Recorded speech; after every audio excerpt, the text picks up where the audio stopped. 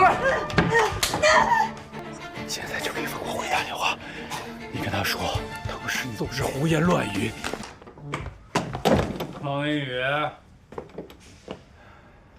方明宇，你给我出来！啊！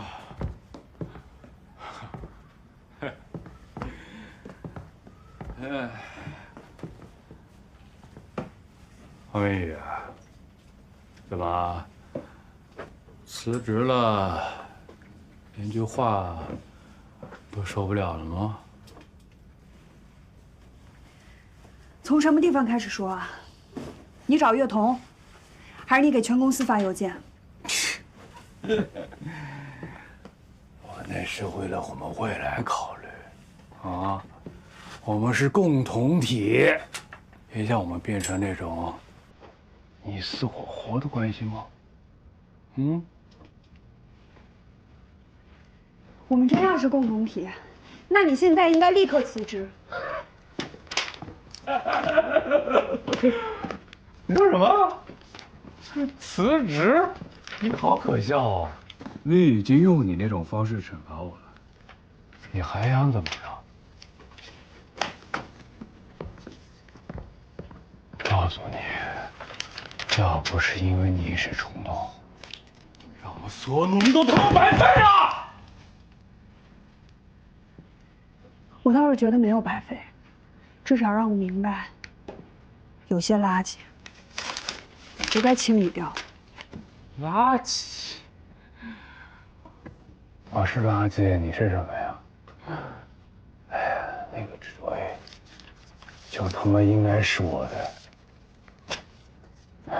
要不是你跟冯国辉的关系，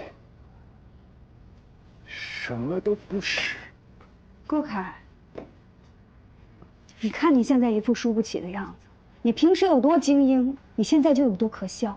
你一直看低所有人，包括我，但其实你才是最卑劣的那一个。你够了啊！你根本配不上，别说了啊！你也配不上这个职位。你们别说了！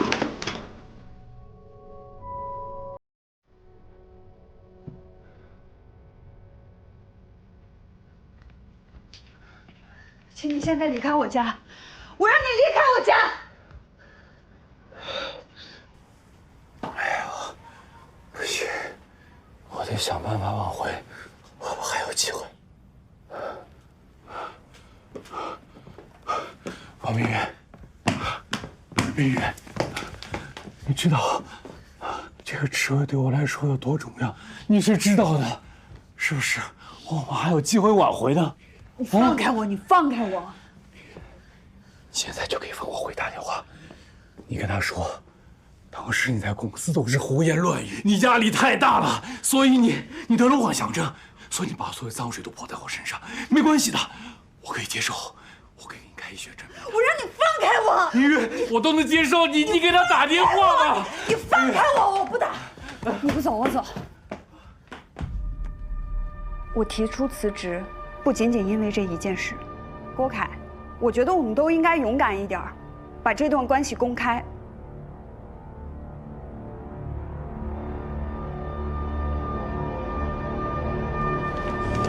你回来！明宇，我包了馄饨给你留了，你什么时候有空来吃啊？现在就给冯国辉打电话，你跟他说，当时你都是胡言乱语。你好，您拨打的电话正在通话中。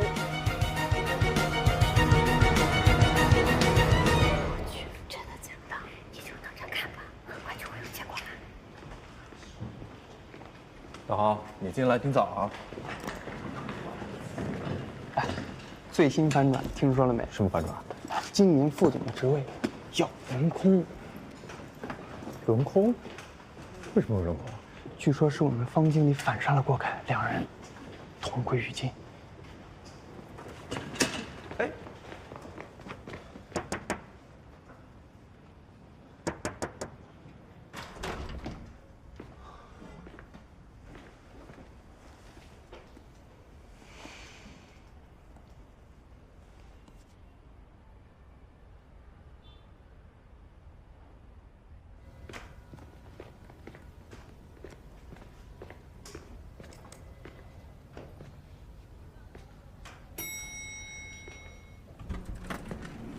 顾经理，您看到明宇了吗？我给他打电话，他也不接，他没事吧？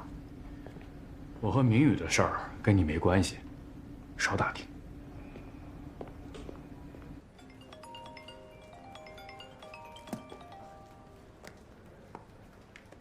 哎，庄园，怎么了？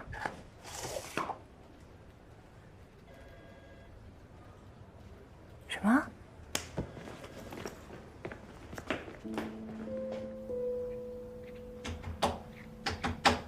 明宇，明宇，明宇，你在家吗？明宇，电话还没打通吗？对，他不可能这么长时间关机的。明宇，明宇，明宇，你在家吗？明宇。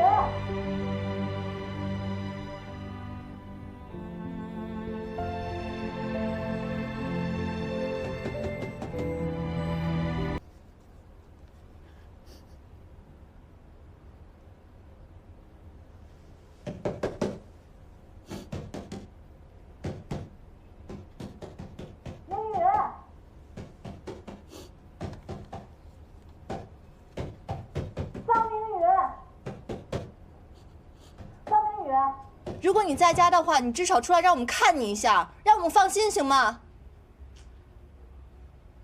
明宇，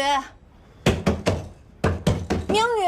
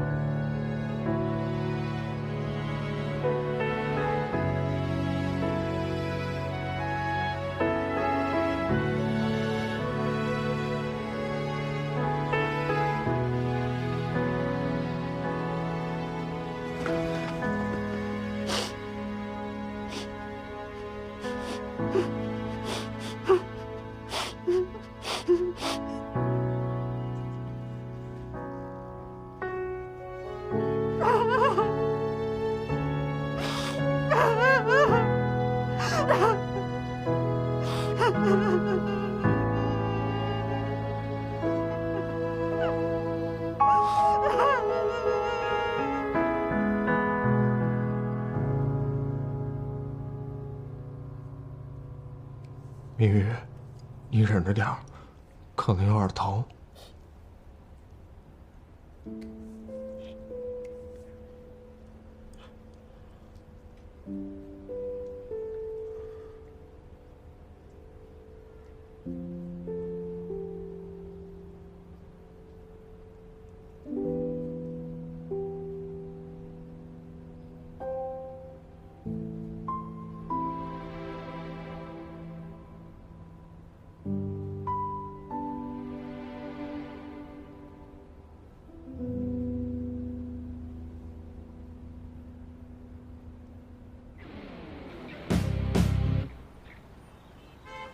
真要去啊？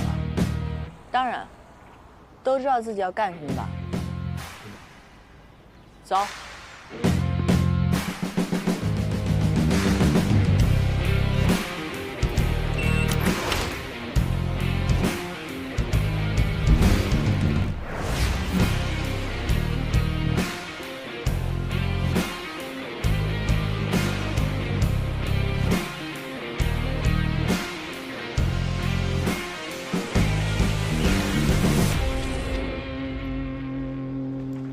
郭凯，你们有预约吗？打人需要预约吗？你算什么东西啊你！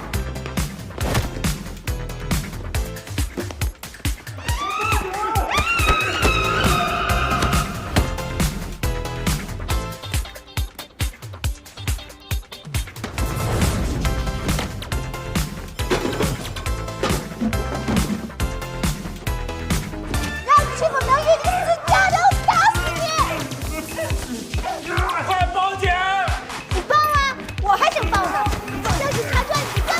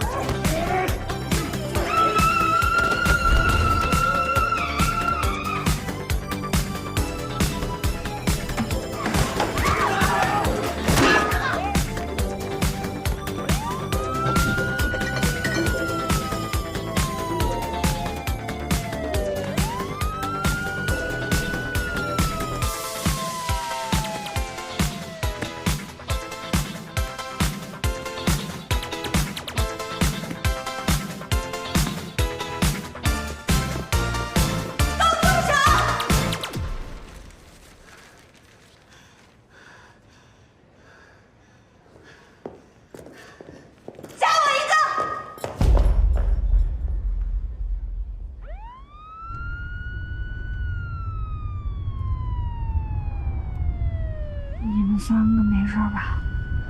我们没事儿，感觉他们比我们严重。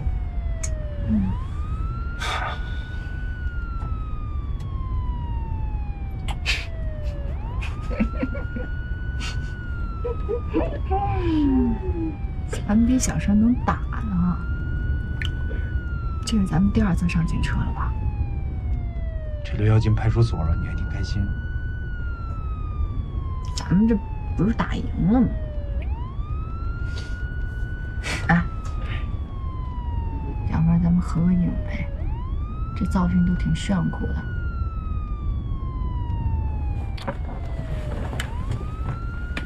哎，老实点，手机收起。明白。开个玩笑，警察同志，不能拍照，都懂。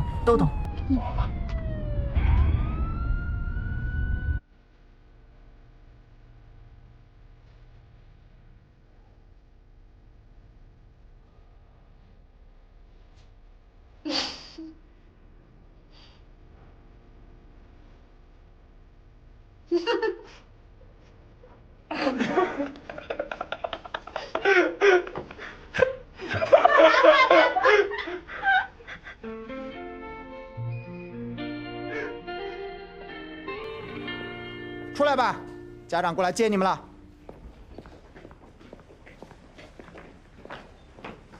回去好好教育教育。好，谢谢啊。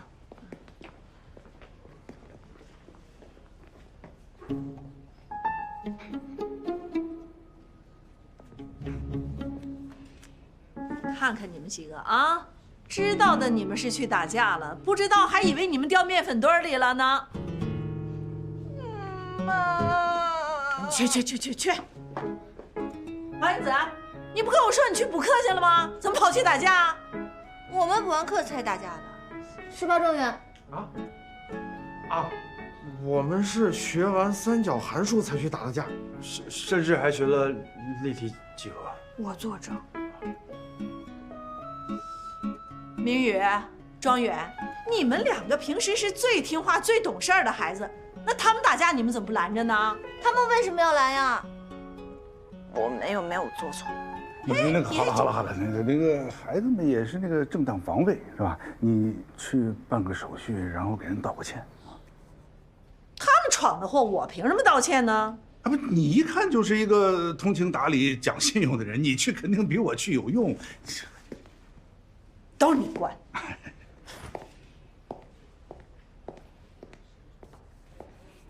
为了朋友两肋插刀，航天城6人组果然没让我失望。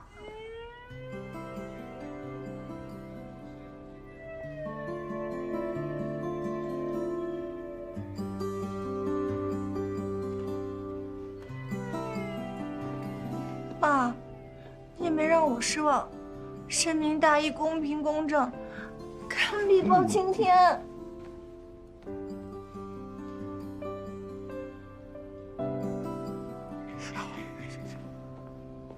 哎，打架是不对的，以后不许再犯，听到没有？啊？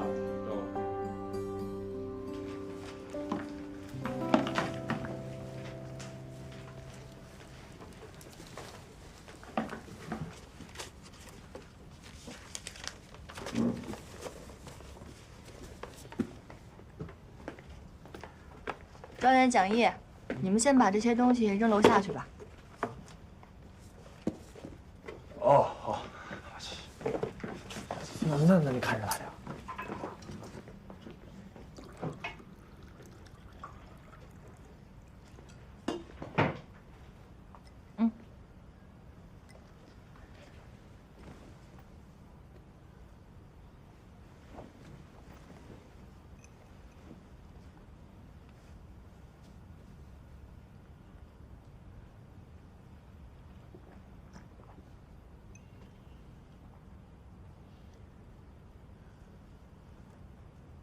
这些年，我一门心思想着往高处走，时间和精力全花在工作上了，就连谈恋爱也是权衡利弊的选择。结果到头来，一场空。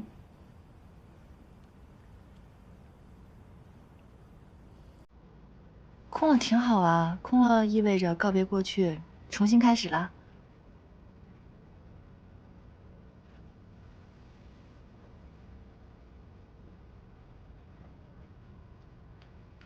你上一次靠在我肩膀上的时候，还是高2期末考试。那一次你考砸了，靠在我肩膀上哭。那个时候少考了10分就能大哭一场，现在想想算什么呀？长大了才知道，有些事情搞砸了就是搞砸了。胡说！你才没搞砸呢。你要是说比搞砸的话，肯定我能赢过你啊。从小到大我搞砸了那么多事情，但是你看我现在不是照样好好的吗？你知道吗？我那个时候就讨厌你这一点，想一出是一出，总是爱闯祸，但是成天都乐呵呵的，没心没肺。我还讨厌你呢，你成绩好又聪明，做每件事情都清清楚楚的。我妈总把你当成榜样，天天数落我呢。虽然你老是搞砸事儿，但是大家还是很喜欢你，你人缘永远都比我好。你记不记得有一次你破天荒的考了全班前10，大伙摆了一大桌饭帮你庆祝，但是没人记得我那次考了全班第1。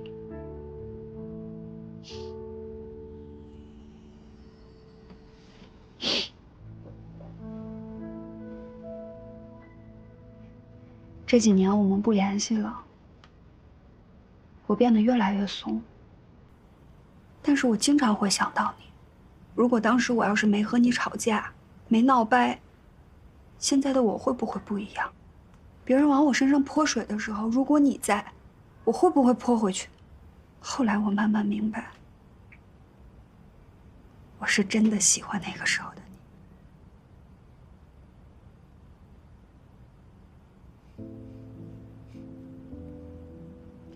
跟你说个秘密啊，那些在公司欺负你的同事，后来被我给泼回去了。真的？那当然，我是谁呀？航天城黄飞鸿的后代黄银子。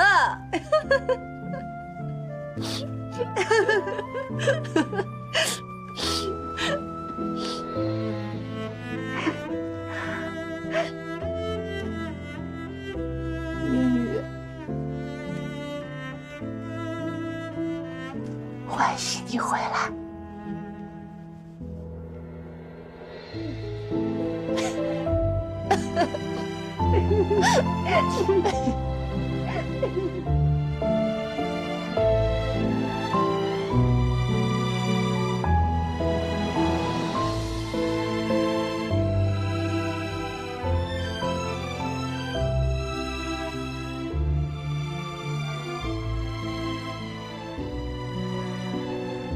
差不多了吧？哎呀，再等会儿吧，姐聊呢。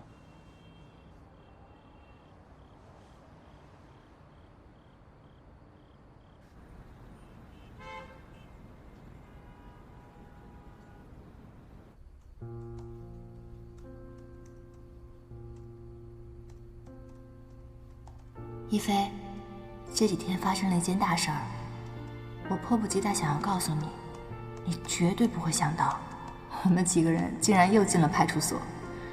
你能想象庄远和明宇跟人打架的样子吗？蒋一和我脸上也挂了彩。明宇呢，也终于认清了那个虚伪的男友，让他受到了应有的法律惩罚。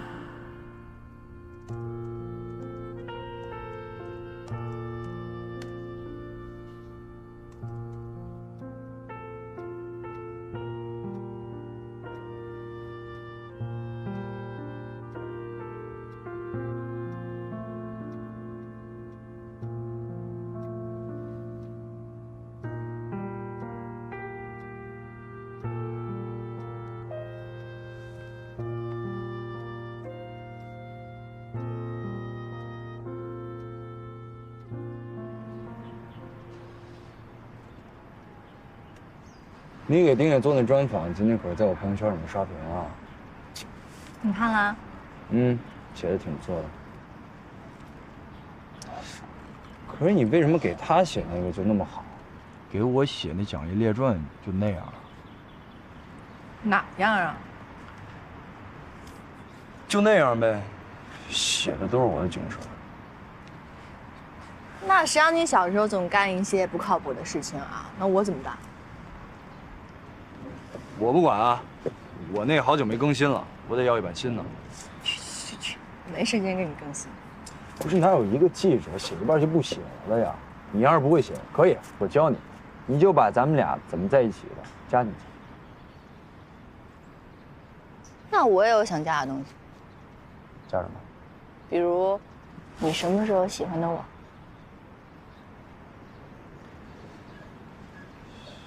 我哪记得住啊？咱俩以前天天在一块儿。这么重要的事情你都不记得？别纠结过去了，咱俩现在不是在一起。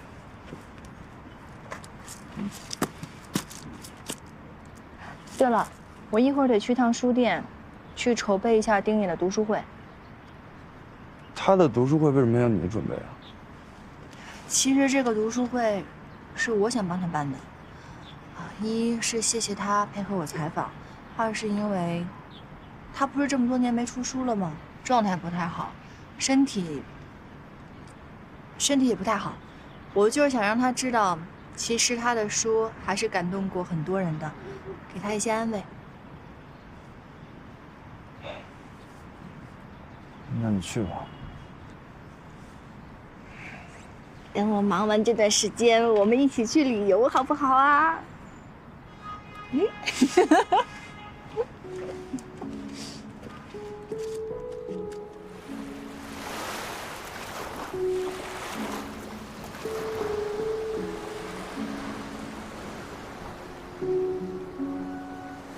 在吗？在干嘛？在忙吗？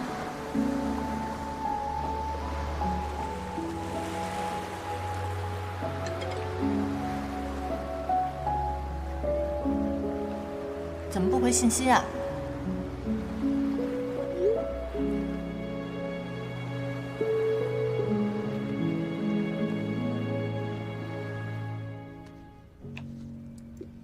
老板，海报我已经自己准备好了，您到时候都帮我备一些桌子啊、椅子啊什么的。没问题。不过这小子啊，老是独来独往，你确定他愿意参加这种活动吗？反正我给他发了邀请函了，具体来不来我也不知道。唉，你说一个读书会，作者不来，多少差那么点意思。不管他来不来，这个读书会我一定得办。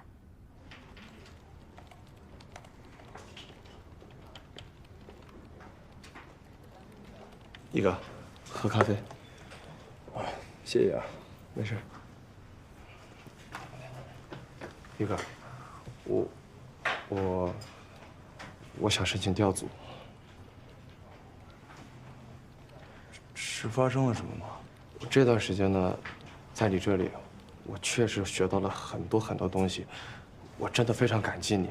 但是你也知道，这一款游戏的开发期啊，得几年。我是真的希望我第一次做的这个游戏能够发行。什么意思啊？就我最近听到了一些关于您的传言。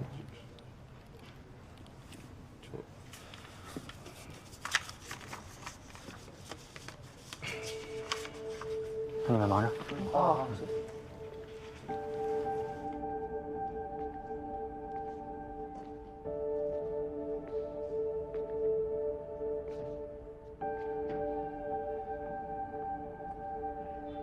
有和他们说什么了？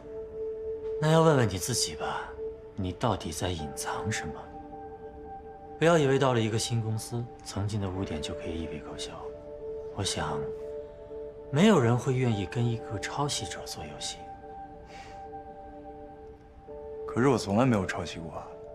纸是包不住火的。空中历险的事情已经人尽皆知了。空中之城是我独立开发的游戏，而空中历险也是借鉴了我的游戏才开发出来的。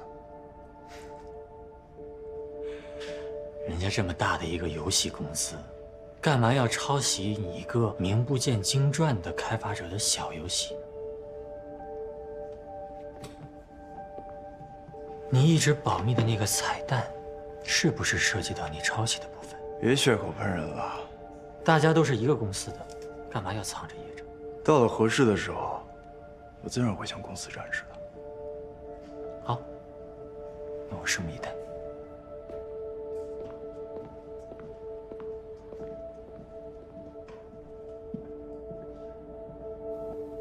大家好，我是这次丁野读书会的筹办者。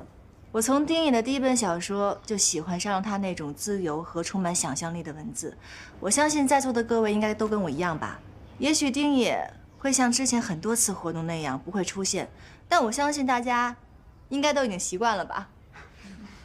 无论以后他会不会退出文坛，但他给予我们的力量是真实存在的，我们会一直陪伴着他。今天大家聚在这里，不光是回顾丁野的文字之旅，也是回顾我们自己的青春。话不多说，那我们开始吧。我第一次读丁野小说的时候，才上小学。我当时读的是孟京瑜的人，我一下就被他书里面那种奇幻世界给吸引了，因为他所描绘的是另一种想象空间，是我从未见过的。我那个时候刚上初中，特别叛逆，直到读到他的小说，我才发现，原来跟我一样的人有这么多，我并不孤独。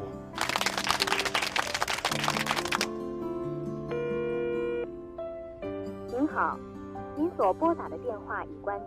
Sorry, the subscriber you dialed is power off.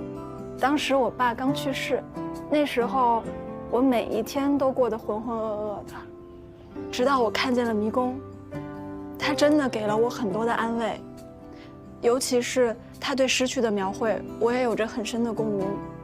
慢慢的，我也找到了一些迷宫的出口，所以一直以来，我都挺感谢丁野的，谢谢。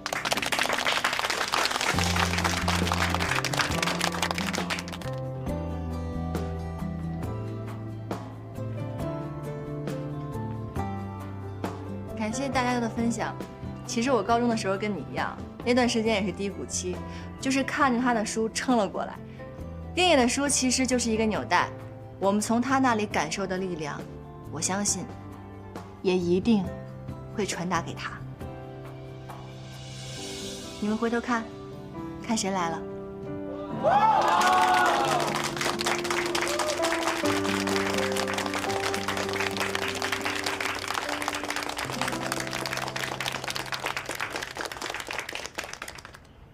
消失这么久，去哪儿了？作家偶尔消失不是很正常？哦，采访稿看了吗？没有。你最近身体还好吧？还行，吃得下，睡得着。没有什么地方感觉到不舒服或者是难受的吧？你是不是一直觉得我得绝症了？难道不是吗？你见过这样的绝症患者吗？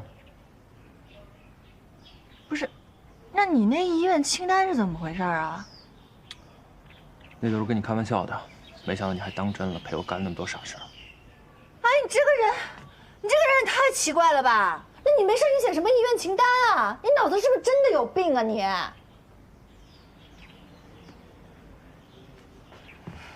每个人从一出生就已经注定了结局，死亡。所以每个人都需要一份清单。你有想过自己会死在哪里吗？我想那干嘛？没想过。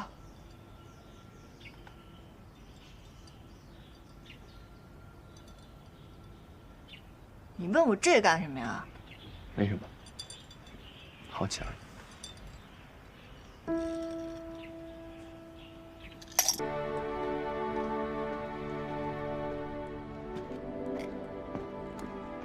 丸子，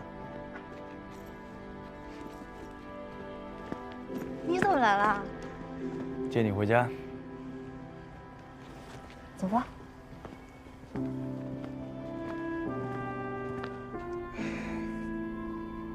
怎么了？没什么，就是工作太累了，想找你充个电呗。那你就躺着吧。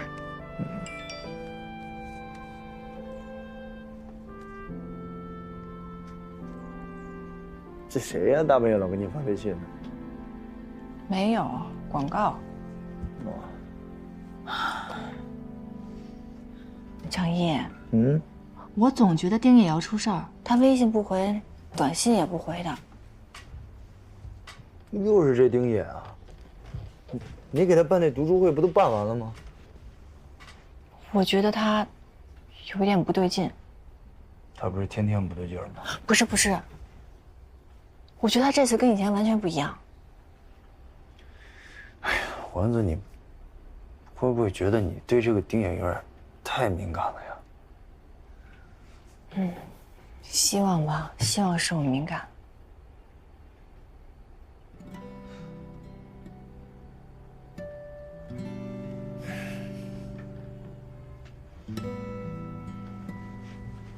怎么了？生气啦？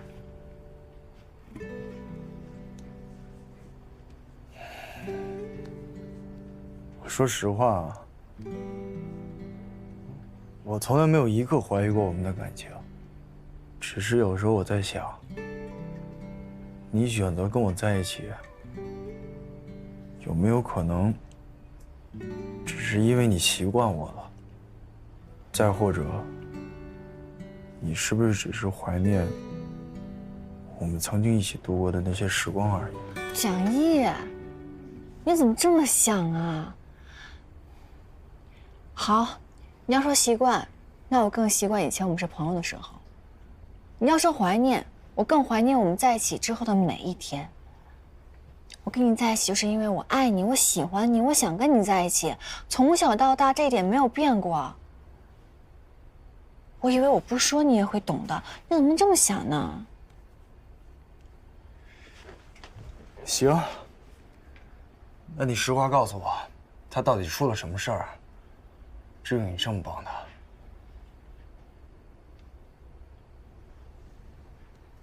我答应过他不能告诉别人，但是你放心，以后一定会有机会的，到时候我告诉你好不好？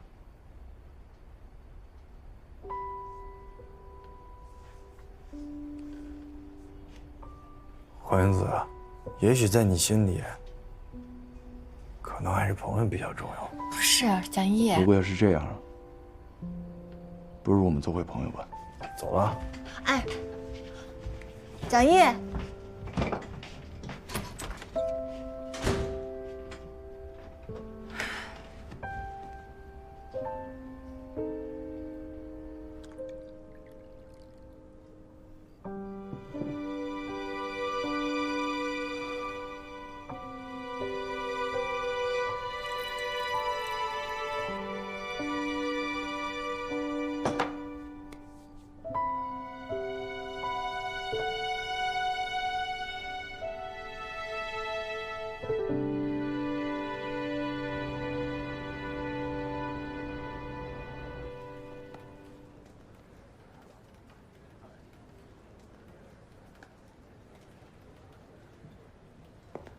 英子，丁野最新的报道你看了吗？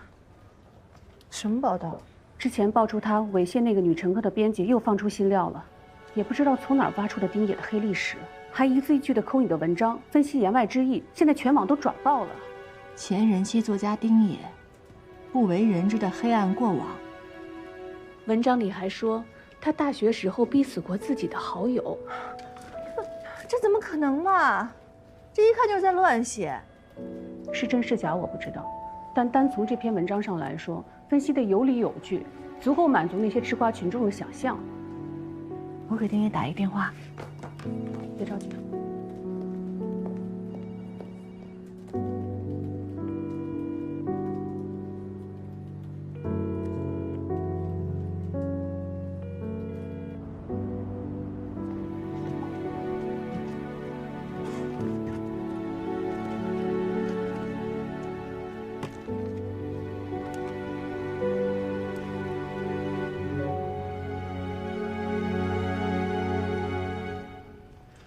你说他这个人怪吧？他把他之前收藏的书啊，全送给我了。我看了一下，这些书都是他以前费老大劲淘回来的，说不要就不要，全都不要了。当时他说以后再也不会看了。那他还说什么了吗？哦，对了，他还有2本书要送给你。啊，就是这2本。他之前有这样过吗？哎呀，他最近确实有点怪。你说一个作家遇到点创作瓶颈也很正常，可他怎么就走不出来了呢？他有没有跟您说过他要去哪儿？没有。谢谢啊，谢谢。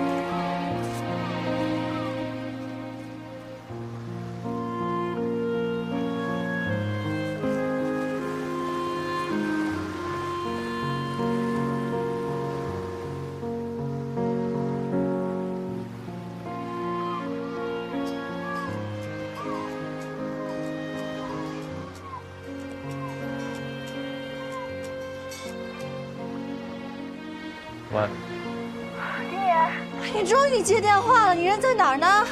我正去找你，丁爷。我知道你看到网上那些东西了，我也看到了。你不要理那些人，那些人就是瞎写的，为了博流量、博眼球。医院清单已经都完成了，别再来找我。丁爷，喂。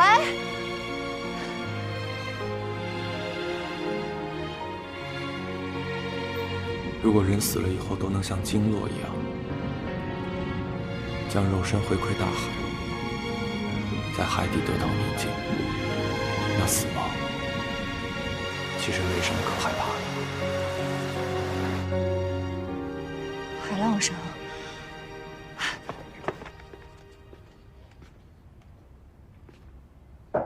进。可以，有件事儿，我想请你帮个忙。坐。怎么了？什么事儿呀？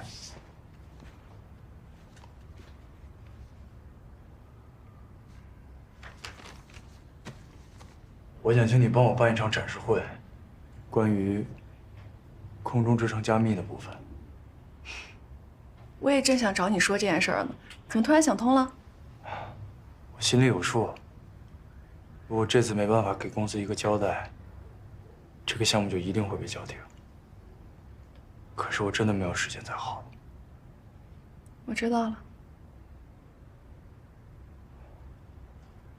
就这事儿，那我先出去了。好。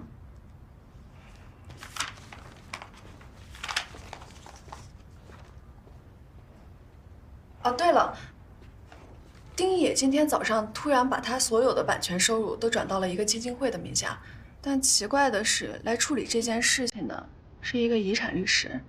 他好端端的，干嘛要处理遗产呀？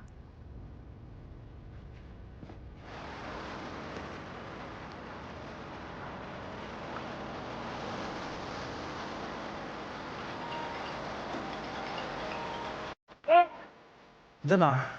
我江苏岛140。什么？你这信号不好？你在哪儿啊？喂？喂，蒋毅，喂。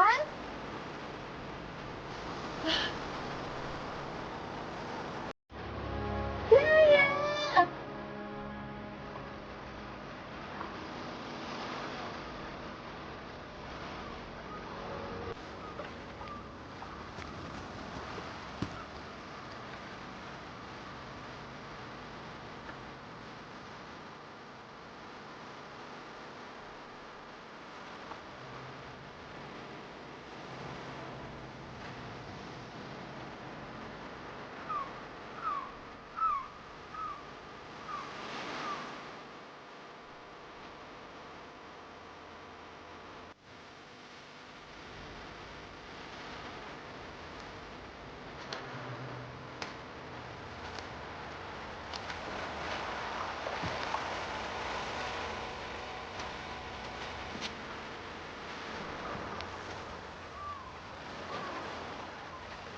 每当夜色降临，那些不同亮度、不同色温的灯光，因为距离，在视网膜上留下不同的印记，组合成了一幅变幻莫测的霓虹地图。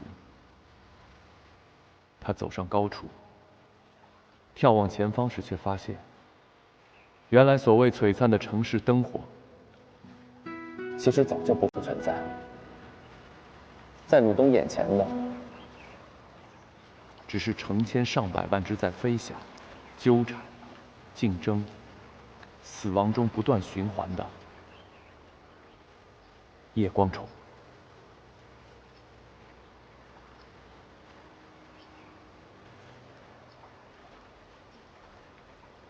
感谢我们的吉他伴奏石小焕。丁爷，丁爷，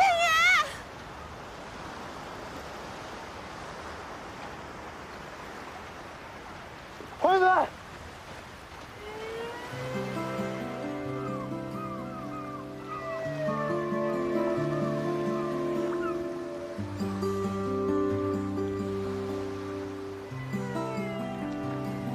你怎么忽然找来了？担心你呗。不生气了？昨天是我说话太重了，小心眼了，对不起。该说对不起的人是我。不说这个了。你有丁爷的消息了吗？我找了一圈，连个人影都没有。我有点担心。担心他想不开啊。你知道了？Chloe 跟我说他正在处理自己的遗产，我大概猜到了。不过你确定他在这儿吗？我跟他打了最后一通电话，我听到了海浪声，所以我想碰碰运气来找一找。那你这不是大海捞针吗？就没点别的线索啊？他给我留下了2本书。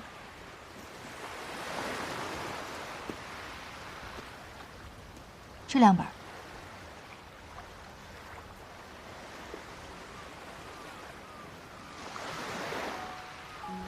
这是什么？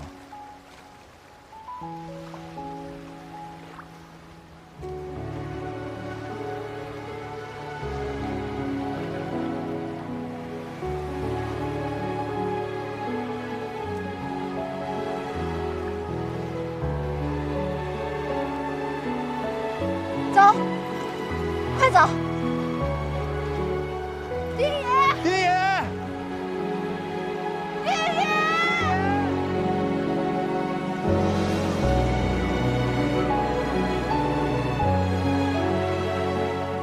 丁爷，丁爷，丁爷，丁爷，丁爷！先别着急，他也不一定在这儿。我不是让你别来找我吗？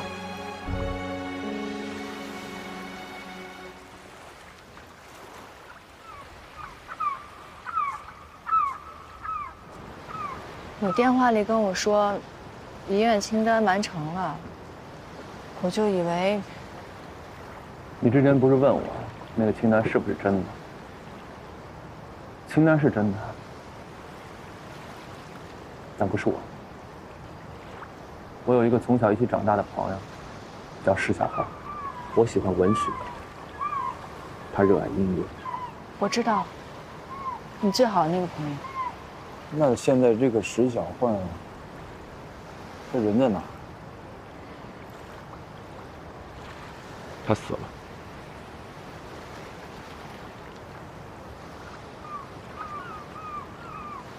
自杀。和他在一起的那段时间，是我人生中最快乐的时光。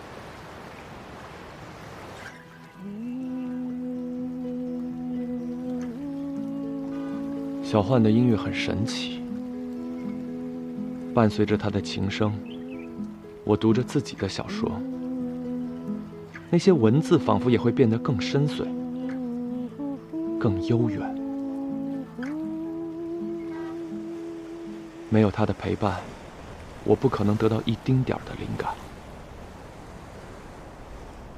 你的新小说写的怎么样了？我觉得前3版已经把我的灵感都用完了。我又不想做那种重复自己的人，但我实在不知道该写什么了。人不经历痛苦，就永远看不到真正的自己，更创造不出来更好的作品。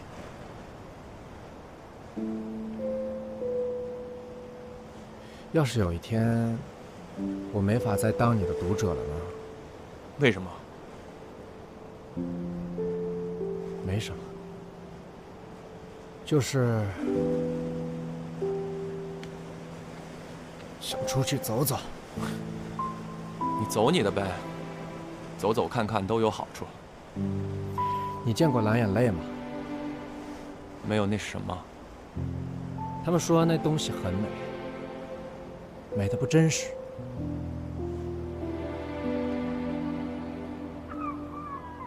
那时候我不知道，原来小焕一直就有严重的抑郁症。那天也跟往常一样，我还是滔滔不绝地谈论着我自己的小说，小焕就在旁边默默地听着。但后来我才意识到，他是在向我告别。小焕走了，什么都没有留下，只留下了这一张遗愿清单。所以你那个遗愿清单，是你那个朋友的？对，那是我俩小时候开玩笑写的，但讽刺的是，这张玩笑般的清单成为了我和小焕和这个世界唯一的连接。我花了10年完成了清单，我以为我会得到解脱，会有一种满足感。但我刚才站在海里，望着大海，想着小焕，我只感到空虚，绝望的空虚。我该如何面对今后的生活？我还能面对，我还要面对。要不我就跟小焕一样，一死了之，一了百了，反正这个世界也没什么值得留恋的。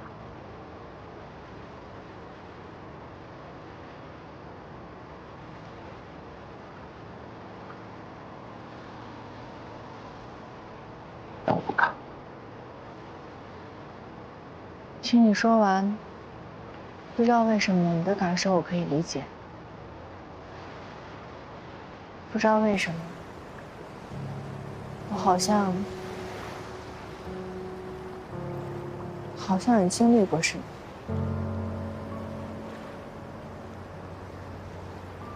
行了，反正试也试过了，咱就别折腾了。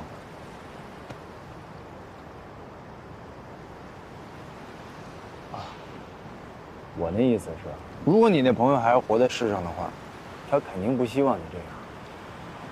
他肯定希望你能活得高高兴兴的，带着他那一份义气，尽兴的活。没错，你朋友肯定不希望看到你现在这么消沉，他一定希望能够写出更多更好的作品。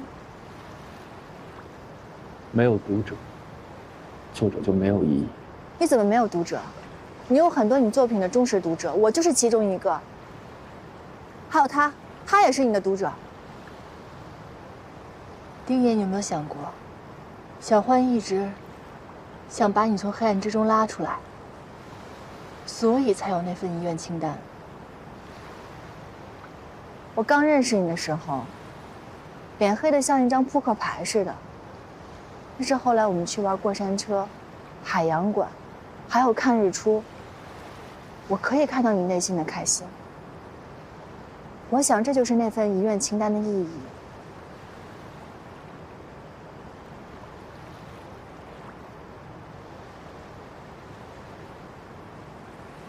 就是你看看，这日落多美啊，是吧？是啊，日落跟日出完全不一样的感觉，但它们都很美。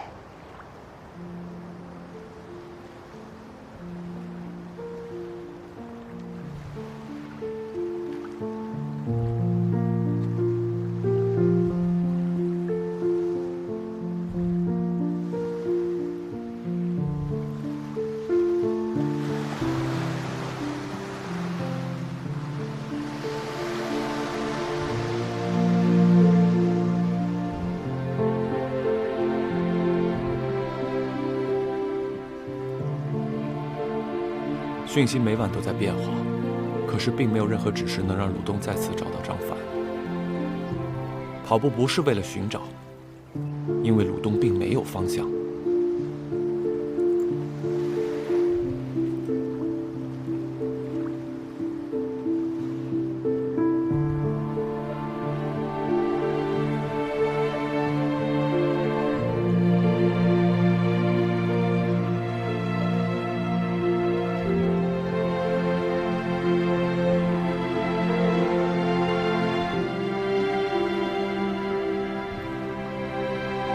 走吧。去哪儿？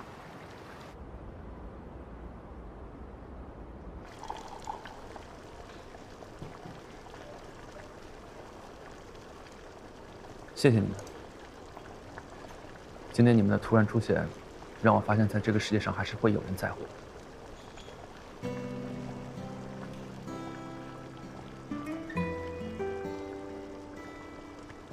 要我说，这世界还是很美好的嘛，有这么多美食值得我们去发掘，还有这么多新朋友值得去交，不是吗？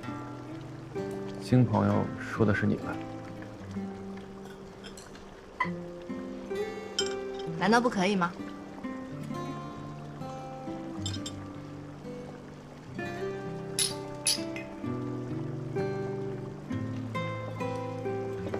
其实你也不用谢谢我啊，我们两个算是扯平了。我高中最低谷的时候，是你给我回了封信鼓励我，我也就做了跟你同样的事情而已。我之前不就跟你说了吗？那封信真不是我写的。明白？你觉得那时候自己写的信比较恶心，现在不想承认是不是？不提了，不提了。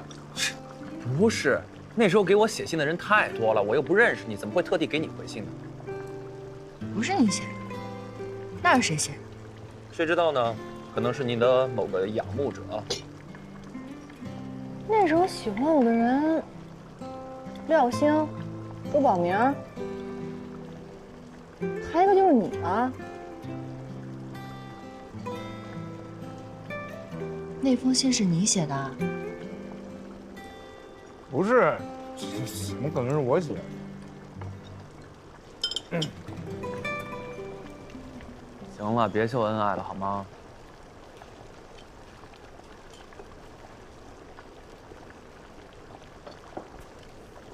你接下来打算做什么？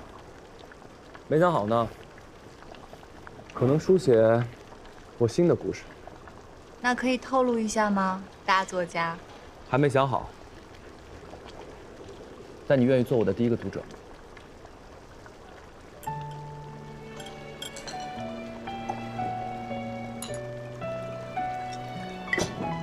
没问题。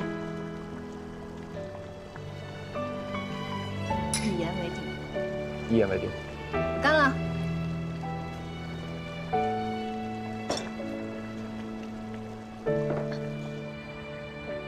所以当初丁野给我回的那些信都是你写的？是啊，谁叫那时候有个人天天愁眉苦脸，在我身边转，闲得烦。那你怎么不告诉我？也是那个人，信誓旦旦地跟我说：“啊，我总有一天能见到丁野的。我读他那书那么有共鸣，我们早晚一天能成为朋友的。”你那时候自信心那么爆棚，我实在不忍心打击你，好吗？模仿他的字，模仿的一模一样，很辛苦吧？随随便便吧，他那字儿，狗都能写。原来当初把我带出学业低谷的人是你这个小学渣呀！所以你一直瞒着我那事儿，就是他这遗愿清单啊。是啊，答应别人的事情要言而有信嘛。可对不起啊，让你吃醋了。谁吃醋了？怎么可能？还记得小时候我给你起了个外号吗？什么外号？犟鸭子嘴，犟鸭子嘴，你。哎，行了行了行了行了，走了。不是咱们俩现在什么关系啊？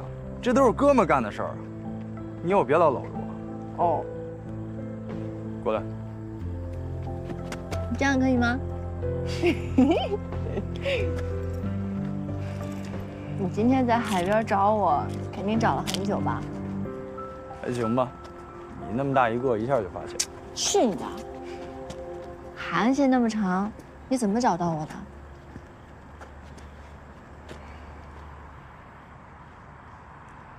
我不是说过了吗？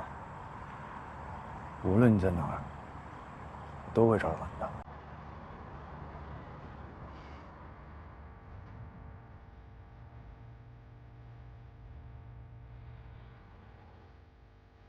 我不要再玩溜手绢了，那都是幼儿园小班玩的游戏，我们都大班啊。那你想玩什么呀？我们来玩脑筋抓小鸡吧，我当大老鹰。不行，我们都跑不过你。我们来跳舞机吧，那都是女孩玩的游戏。那我们来玩捉迷藏吧，谁藏到最后谁就赢。我不要藏，要是把衣服弄脏了，妈妈该说我了。那你来抓我们吧。那好吧。99、98、97、96、95、94。黄雨泽，你去哪儿？92。我去一个他们找不到的地方。89、88。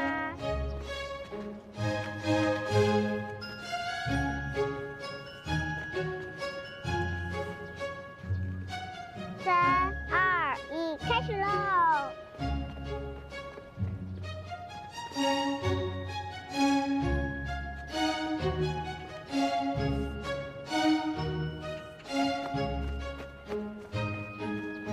抓到你啦！抓到你啦！走吧。嘿，嘿嘿，抓到你了吧？走，我们找人去。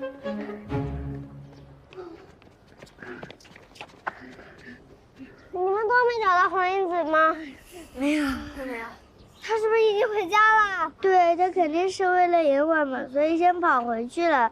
上次就是这样。那我们也回去吧。再不回家，我爸妈要着急了。那我们快走吧。快点去回家。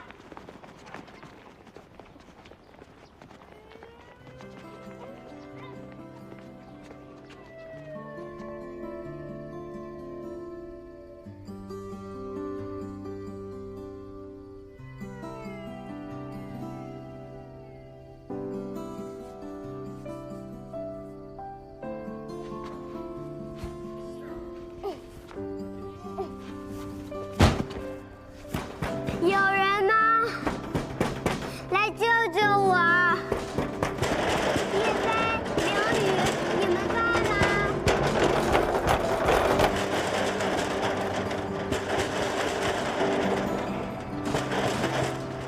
黄英子，来救救我！黄英子，你在哪儿？黄英子，黄英子，黄英子，小叶，我在这，小叶。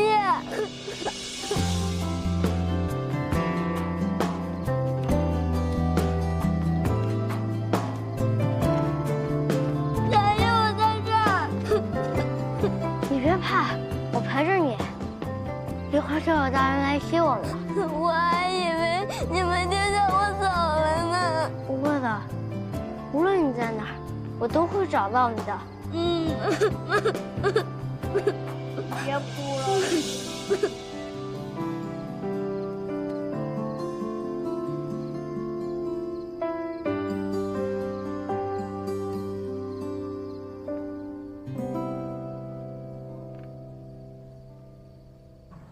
没有想到啊，小蒋毅，那个时候对我心生歹念了你。谁对你心生歹念了？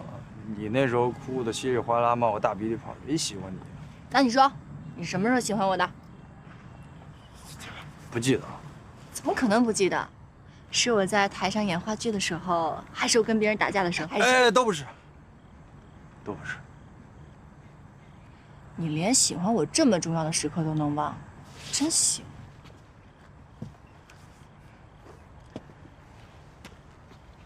你要真让我说，可能是从还没意识到喜欢这2个字是什么意思的时候，就喜欢上你了。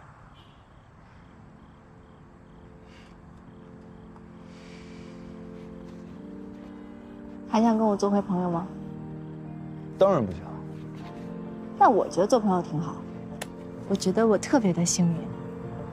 小的时候遇到了你，我们成为了最好的朋友。后来我们中途散了，空白了几年，但还是遇到了。现在，我们既是最好的朋友，又是最好的恋人。蒋毅，那天你说，在我心里，是不是朋友比恋人重要？我现在可以告诉你，你在我这儿，比朋友、恋人都重要。所以，你是双倍的重要。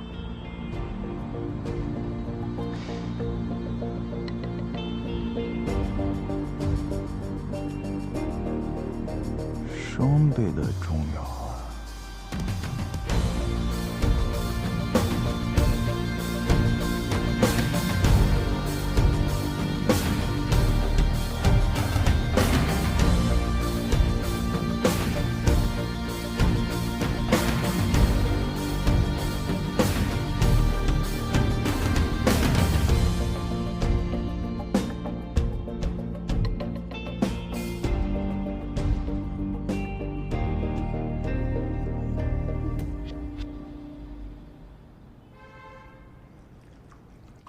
你去哪儿了？怎么这么晚才回来？陪黄英子去找丁野。找丁野？他去哪儿了？江州岛。这么远？他不会真的想跳海自杀吧？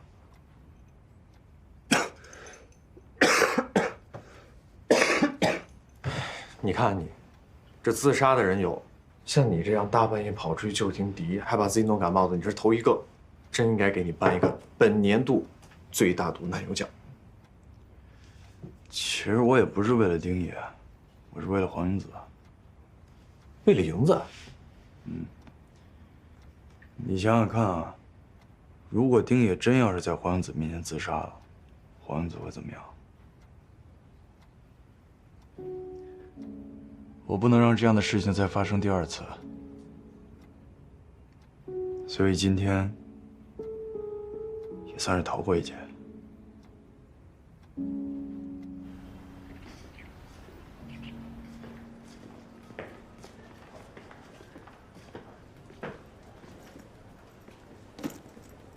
哎，这谁的仙人掌啊？你的。哎，这次呢，公司评选的高级记者只有2个名额，就是你跟张依然。所以这个是您给我的生日礼物啊？那倒不是，是丁野。丁野，他来咱们公司啦？他让我给你带个话，这一次他要主动约你做一次采访。谢谢主编，我知道了。挺好看的。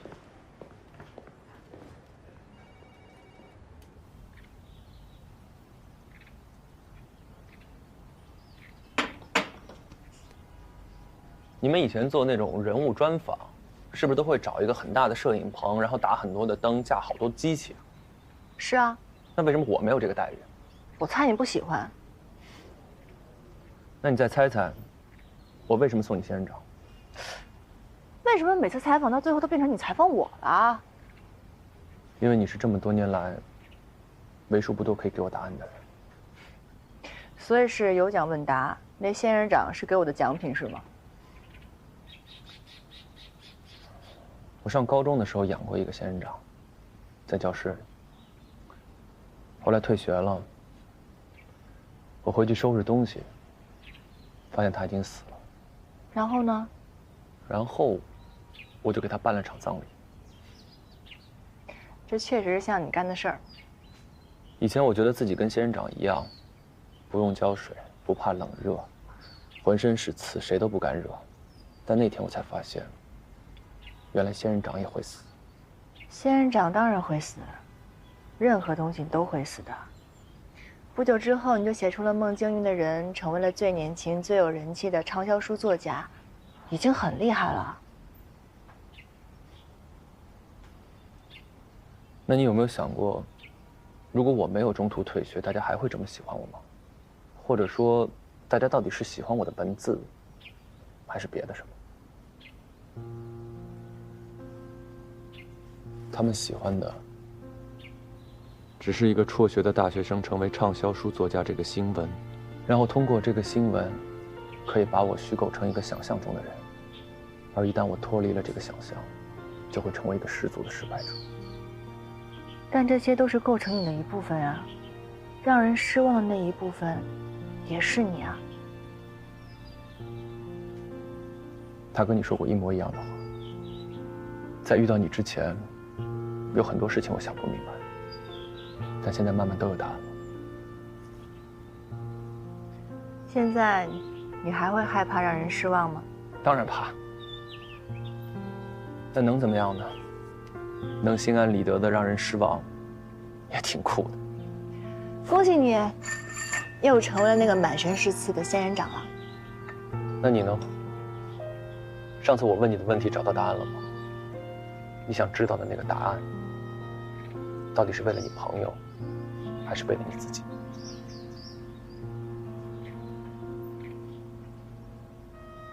一开始的确是为了我的朋友，但是不知道从什么时候开始，它已经变成我人生中必须要完成的事情了。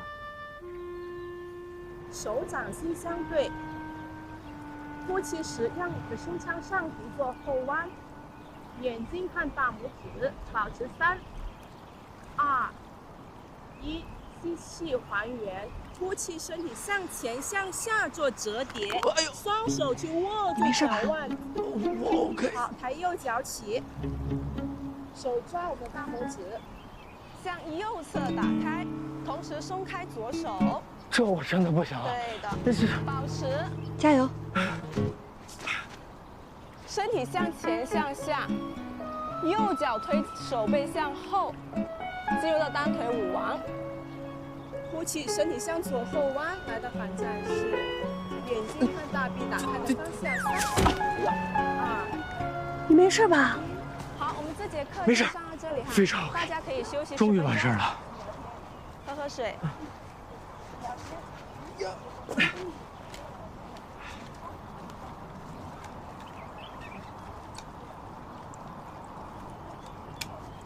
怎么样，好玩吗？挺好玩的。男孩练瑜伽的比较少，你们一般不都撸铁打球吗？我觉得练瑜伽就挺好的，环境优美，空气又好，我可以在这儿吸天地之灵气，采日月之精华。我看啊，你是放心不下我吧？我 OK 的，我已经翻篇了。梅雨，你比小时候坚强多了。有吗？我觉得我小的时候也挺坚强的。是，你是嘴坚强。你小时候是父母眼中别人家的孩子，目标明确，非常知道自己想要什么，这也是我最羡慕你的地方。现在的你呢，更平和了，这种反差还挺吸引人的。那我工作这么多年，也没有吸引到什么新朋友。那我做你的新朋友吧，我们重新认识一下。那新朋友，你准备好下次过来跟我一起练瑜伽了吗？我没问题啊，那你可得陪我去种地。我也没问题啊。走。啊？现在？